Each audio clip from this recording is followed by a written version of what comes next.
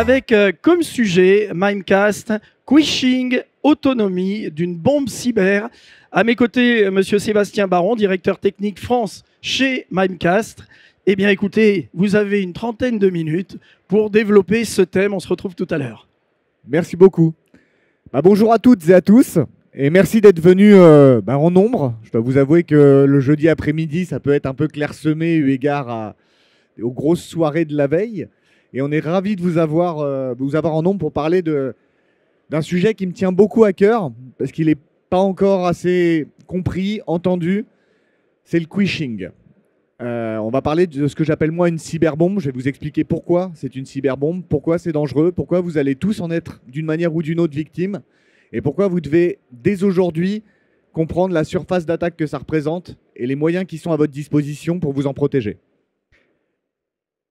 Tout d'abord, juste une petite introduction rapidement. Moi, je suis Sébastien Baron, je suis le directeur technique de Mimecast. Mimecast, c'est une société européenne, c'est une société anglaise pour être exact.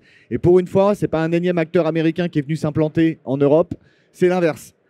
C'est un acteur cyber qui est allé s'implanter, européen, qui est allé s'implanter aux États-Unis. On est un des très rares qui a eu la chance d'avoir un vrai succès international, y compris aux États-Unis. On est né en 2003. Avec une vision qui est relativement commune aujourd'hui, qui s'appelle Cloud Security. On n'a jamais produit ni d'appliance, ni de machine virtuelle, ni de logiciel. On a toujours produit une solution plateforme, interception, à l'extérieur des infrastructures, sauf qu'on était en 2003. Donc on est à 3 ans de la naissance d'Amazon Web Services, pour vous donner un ordre d'idée du paysage du cloud de l'époque. Donc qu'est-ce qu'on a fait? On a créé notre propre cloud, notre propre système d'infrastructure, nos propres data centers, nos propres machines, serveurs, etc. pour héberger les 42 000 clients qu'on héberge aujourd'hui dans 16 data centers et 7 points de présence géographiques au total. Chacun étant doublé localement, triplé géographiquement, ne vous inquiétez pas là-dessus. On est 2300 dans le monde, on protège 42 000 clients, 20 millions d'utilisateurs et on analyse la bagatelle de 40 milliards d'emails par mois. Alors ce chiffre, il peut donner peut-être un peu le tournis, mais quand vous analysez 40 milliards de signaux de menaces, vous avez tout simplement une excellente connaissance du paysage des adversaires, des tactiques, des techniques qui vont avec, des menaces du passé, des menaces présentes, et après vous pouvez même aller à anticiper les menaces du futur. Juste pour résumer, et après on rentrera dans le vif du sujet, sur le sujet de la protection de la messagerie, qui est le premier vecteur d'attaque au monde, parce que tout simplement c'est le premier moyen de communication digitale entre les clients, les fournisseurs, les partenaires, les écoles, les États. C'est donc un moyen qui est extrêmement simple pour véhiculer de la menace. Tout simplement parce que c'est un moyen qui est très vieux. C'est bâti sur le protocole SMTP qui a 40 ans, qui a été bâti à une époque où il n'y avait pas d'adversaires ou très peu, où en tout cas leur motivation n'était ni cybercriminelle ni cyberétatique, mais plus un peu de cyberactivisme et l'envie de faire chier, passez-moi l'expression. Aujourd'hui, on est sur quelque chose de beaucoup plus industriel, des strates, des vraies intentions. Et de fait, comme si vous étiez adversaire vous-même, vous essayeriez de toucher l'utilisateur pour voler ses identifiants, avoir accès à ses données, ses privilèges, etc., le plus vite possible et le plus simplement possible. Si vous avez le choix entre essayer d'aller toucher le poste de travail, encore faut-il y avoir accès, le réseau, l'application, encore faut-il pouvoir la traverser, ou la messagerie, vous essayeriez évidemment de passer par la messagerie, tout simplement. Et qui dit, en fonction des industries, c'est entre 70 et 90% des attaques qui ont passé le stage 1 du MITRE, c'est-à-dire l'accès initial, qui ont été véhiculées par de la messagerie. Pour vous donner un ordre d'idée de à quel point c'est percé, en clair. Encore une fois, qui dit entre 7 et 9 attaques sur 10 qui sont successful par la messagerie, dit au bas mot 90% de l'ingéniosité des adversaires concentrés sur ce vecteur d'attaque aussi. Parce que donc ils passent leur temps à changer leur méthode d'attaque et leur tactique d'attaque pour être de plus en plus efficaces, c'est normal. Comme vous pouvez le voir à l'écran, moi j'ai essayé de représenter ça un peu par un plan de RER. Ça c'est l'ensemble des fonctions et des moteurs de détection que vous allez trouver sur la plateforme Mimecast, entre un mail qui va arriver à gauche et qui va sortir à droite. Avec des méthodes qui sont toujours d'actualité, mais plutôt sur les menaces du passé, type l'anti-spoofing, la gestion de destinataires, l'anti-spam, la protection indexée sur le DNS avec le SPF, le DKIM, le DMARC, et puis des choses beaucoup plus modernes, comme de l'inspection de contenu. C'est là où on va commencer à parler de scanner toutes les images pour voir si notamment il y a des QR codes ou des logos usurpés. L'utilisation de dictionnaires avancés qu'on ingère soit nous-mêmes, soit en ingérant votre base d'informations pour voir quand il y a la concomitance des mots urgent, WhatsApp et virement, peut-être un signal un peu dangereux. Ce genre de choses. Complété évidemment avec les pièces jointes. Toutes les pièces jointes qui rentrent sur notre plateforme vont être sanitisées. On va vous proposer dynamiquement de les transformer en quelque chose déchargé de la menace, PDF, fichier image, fichier texte, pendant qu'on les analyse en parallèle avec 3 anti-malware, le nôtre et 2 partenaires européens. Pourquoi 3? Parce qu'à 3, on a peut-être plus de chances d'attraper un malware connu. Et complété avec une sandbox, j'insiste, locale. Donc performance locale, donc rapidité, donc client content. Et on finit par évidemment la partie URL, ce qui s'appelle plus communément aujourd'hui le phishing. C'est-à-dire le fait qu'une URL, c'est un pointeur sur le monde extérieur, ça correspond à un site web, ça correspond à un web service, ça correspond à un fichier. Toutes ces URL, nous, on va les réécrire et on va les détonner en temps réel au moment du clic utilisateur, comme un proxy web, en s'engageant à le faire en moins de 3 secondes, tout simplement. Donc voilà pourquoi on est leader, co-leader, et pour une fois, c'est un Européen qui tacle un peu l'Américain, et ça fait du bien. On a aussi fait le choix de se dire que pour que ce soit efficace, il fallait que ce soit simple. Console unique, interface unique, formation en 5 heures, vous êtes autonome. Voilà. Bah oui, parce que si c'est pas simple et qu'il faut être 7e dan de messagerie et d'analyse de menaces pour pouvoir le mettre en place efficacement, c'est compliqué. On supporte 100% des infrastructures, les anciennes, les nouvelles, les modernes, les clouds, les hybrides, les on-prem, peu importe le scénario de messagerie, c'est l'avantage du SMTP. Quand vous êtes bâti sur un protocole des années 70, c'est facile de pouvoir s'interfacer à peu près avec tout le monde. Et enfin, on est la seule solution au monde, tout simplement, qui protège 100% des QR codes et des URL en temps réel. J'insiste. C'est pas, je vais cliquer dessus, puis dans 5 minutes plus tard, oups, je me suis trompé, et pendant 5 minutes, la menace, elle a été détonnée. Non. Nous, on a décidé chez Mimecast que les menaces ne traverseraient pas notre plateforme. Donc, on les détonne en temps réel, et donc on les intercepte en temps réel. Et la petite dernière chose que je vous montrerai à la fin, c'est qu'on a aussi considéré que la cyber, c'était un sport de combat collectif. Nous, on est sur un vecteur d'attaque majeur, la messagerie. Mais on n'est pas tout seul. Il y a le poste de travail, il y a le réseau, il y a l'appli, il y a le cloud, qui sont également des vecteurs d'attaque. On prétendra jamais aller faire ça. Par contre, on prétend se dire que nos indicateurs, qu'on est les seuls à voir, ils peuvent intéresser les autres. Donc, de manière intégrée, et on développe nous-mêmes nos propres connecteurs, on va partager, on est généreux, on va partager avec votre ODR, on va partager avec votre SIEM, on va partager avec votre plateforme de navigation, de protection, Zscaler, Netscope, CrowdStrike, etc., etc. On va leur partager tout ce qu'on voit et qu'ils ne voient pas. Vous allez voir, quand on va parler des QR codes, ça va résonner. Le QR code, vous l'utilisez tous, sous toutes les formes. Un QR code, donc c'est une image avec un pattern qu'on peut détonner avec un téléphone. Et derrière ça, ça produit quoi? Ça produit soit de la donnée brute, c'est ce que vous avez par exemple quand vous avez une place de concert, un billet de TGV qui vous dit placez-vous en siège 3, rang B, très bien, ou une URL. Un pointeur sur un site web, c'est ce que vous avez au restaurant par exemple. Quand vous détonnez, vous allez avoir le menu du restaurant. Derrière, il y a un site web qui vous annonce ça. Devinez quoi? Ça fait aussi du web service. Moi, le premier, quand je me fais flasher malheureusement avec ma voiture et que je reçois une magnifique facture en taille qui me dit de payer 90 € et qui va me prendre 3 points, j'ai un joli QR code à scanner qui déclenche un paiement sur une carte bleue. Ouais, ça fait beaucoup plus que juste me montrer mon menu de pizza. Ça peut faire du flux financier, ça peut faire des opérations. Et qui dit nouvelle façon de gérer l'information, dit nouvelle façon de compromettre les utilisateurs. L'adversaire est malin, l'adversaire va chercher à utiliser tout ce qu'il peut pour toucher l'utilisateur. Et c'est là où on va rentrer dans la notion de bombe cyber. Comment réussir à faire sortir l'utilisateur du poste d'entreprise? La technique la plus efficace, vous pouvez chercher, hormis la supply chain, pour truander un utilisateur, c'est de le faire sortir de son cadre de sécurité. J'ai un poste, j'ai un EDR, j'ai un proxy, j'ai plein de solutions de sécu dessus.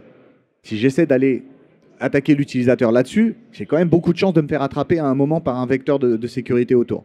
Si j'arrive à le faire sortir pour le mettre sur quelque chose qui est complètement pas sécurisé, comme par exemple un téléphone mobile, là j'ai peut-être plus de chances de réussir. Donc que fait l'adversaire? Il crée une campagne de quishing.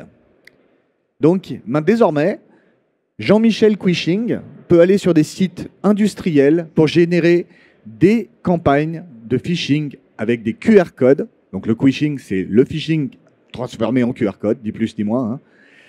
Et tout ça peut être fait par n'importe qui. Auparavant, les hackers avaient au moins le bon goût d'être compétents, avaient au moins le bon goût de savoir ce qu'ils faisaient. Il n'y a même plus besoin. Il y a des sites prévus à cet effet industriel pour générer des fausses campagnes de quishing à cibler sur les organisations publiques, privées, voire même les particuliers. Donc l'adversaire fait ça. Ensuite, il l'envoie à destination de sa cible. Si c'est une entreprise, c'est un poste d'entreprise avec des multiples solutions de sécurité. Sauf que le QR code n'est pas détonné sur le terminal en question, il est détonné sur le fameux terminal mobile sur lequel vous avez 0 surface de contrôle et 100 fois moins de sécurité que ce que vous pouvez avoir sur un poste d'entreprise. Et voilà comment on arrive derrière sur un vrai site de phishing sur lequel on va voler gentiment des identités qui vont permettre derrière de faire tout ce qu'on sait qui aboutit à des catastrophes, comme par exemple de la corruption d'identité, du mouvement latéral, etc., etc. Donc le mot bombe cyber, il n'est pas innocent. Quand on réussit à faire ça, on a 80% de chances que l'utilisateur tombe dans le panneau. Il y a une deuxième raison à ça, c'est que moi le premier, sur mon téléphone, je suis 100 fois moins vigilant que sur mon PC d'entreprise. Les bonnes pratiques, la sensibilisation, le awareness, les fausses campagnes de phishing, tout ça, on en fait, hein, au passage. Hein, je ne dis pas que c'est inutile, ça complète très bien une solution de sécu. Ça, non.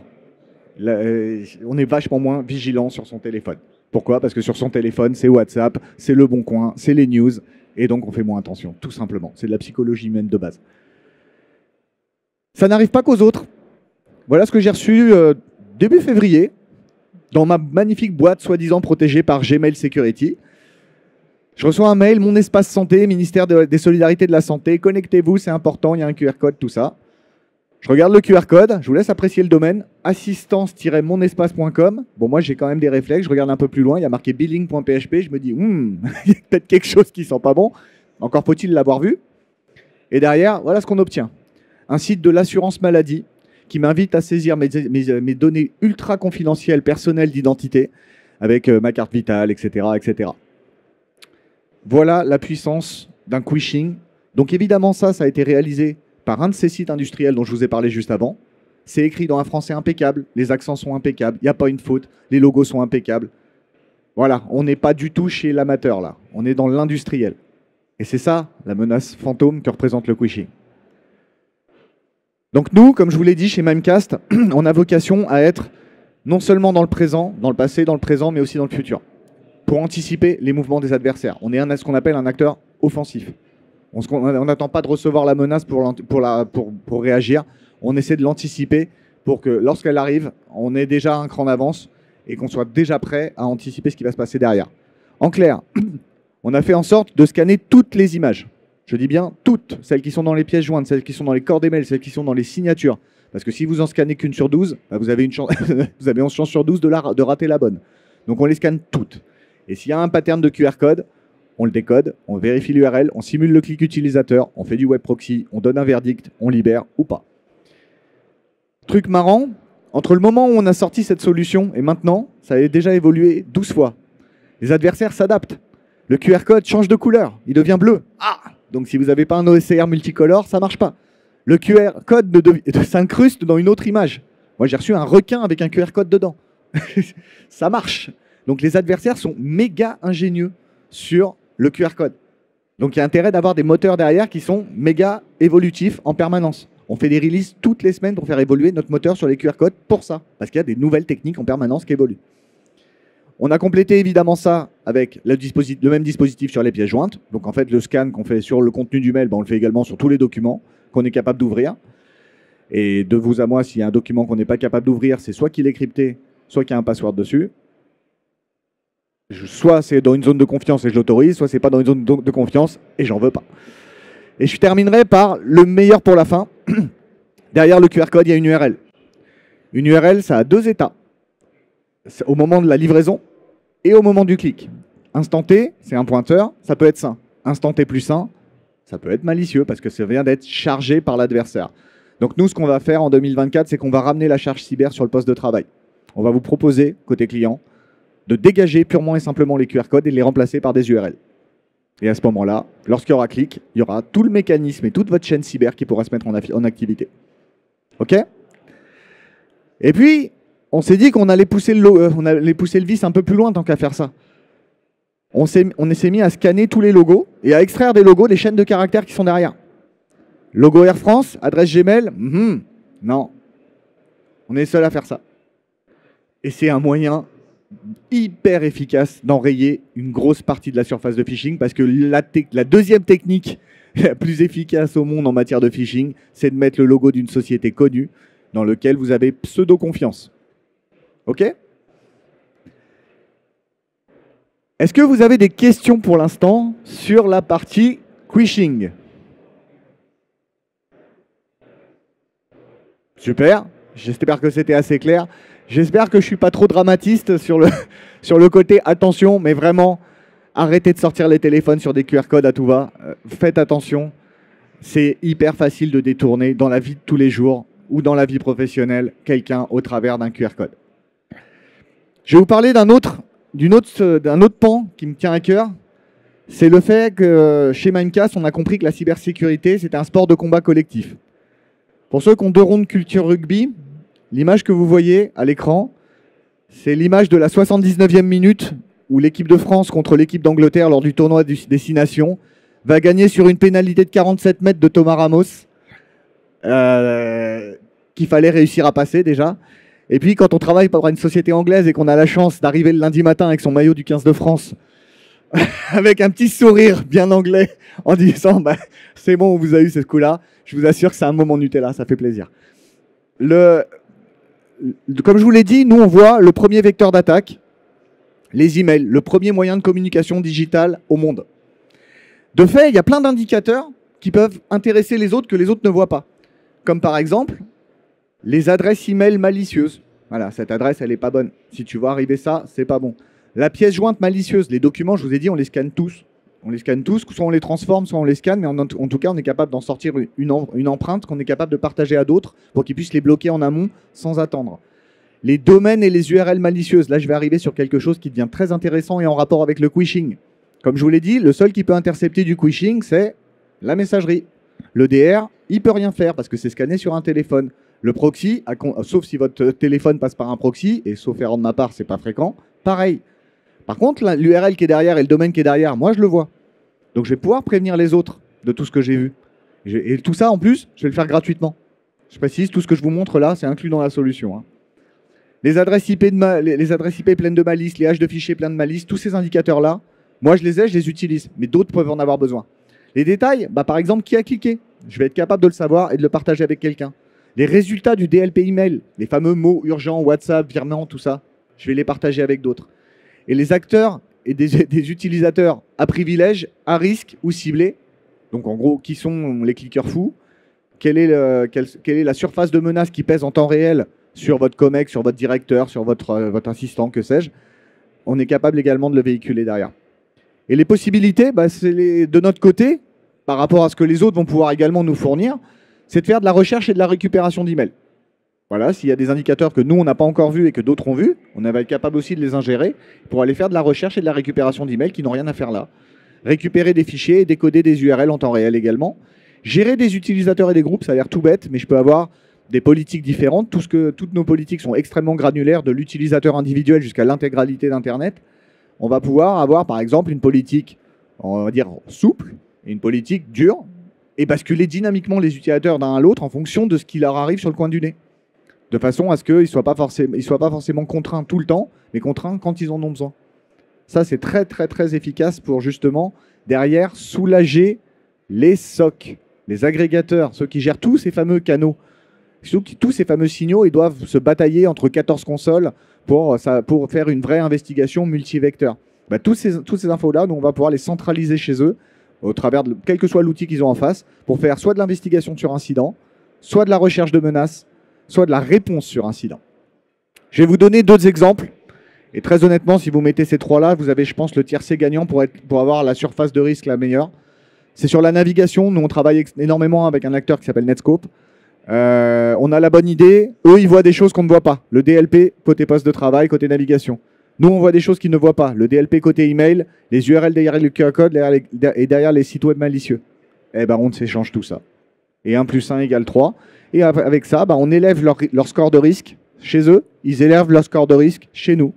Donc, on se durcit l'un l'autre pour mieux protéger le client final. Et on fait la même chose dans le monde de l'EDR. Avec mon ancien employeur, CrowdStrike. Premier truc que j'ai creusé en arrivant, vous imaginez bien. Même chose. partage d'indicateurs de compromission quand le document a été détonné sur mon côté messagerie au niveau de ma gateway, donc en amont du poste de travail. Si je détonne un document malicieux, l'indicateur de compromission, je le partage avec la plateforme Falcon. Ils sont capables de déclencher une recherche instantanée sur l'intégralité des postes de travail, des serveurs, des VM, pour voir si ce document n'est pas déjà présent. C'est ce genre de choses qu'on est capable de faire. Et ça permet à chaque fois d'élever la posture de sécurité. Et tout ce que je vous montre là, c'est 3 clics. Un échange de clés, next, next, done. C'est terminé. Il n'y a pas de configuration, il n'y a pas à le maintenir, il n'y a pas... Les connecteurs, on les gère nous-mêmes. C'est géré par la plateforme. Dès que vous mettez en place les connecteurs avec les acteurs majeurs qu'on a choisis, c'est transparent. Je terminerai en vous remerciant d'être venu. Si vous posez la question, qu'est-ce que c'est que cet animal bizarre à l'écran? C'est le furet de ma fille, qui est un animal très très amusant et qui regarde le rugby avec moi. Là, il est sur ses genoux en train justement d'engueuler l'arbitre lors du dernier France-Angleterre. Et comme vous pouvez le voir, il est particulièrement détendu, comme les ciseaux qui bossent avec Mimecast. En vous souhaitant une excellente journée, en vous souhaitant une bonne fin de salon, en vous remerciant de votre attention, je vais désormais passer aux questions-réponses si vous en avez.